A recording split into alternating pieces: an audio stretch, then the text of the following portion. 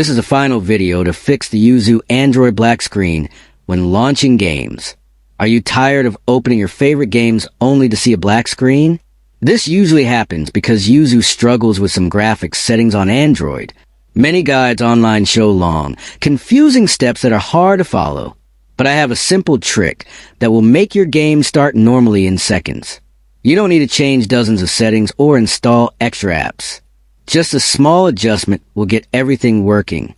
If you want, I can make a full step-by-step tutorial showing exactly what to do. Comment below and I'll share it.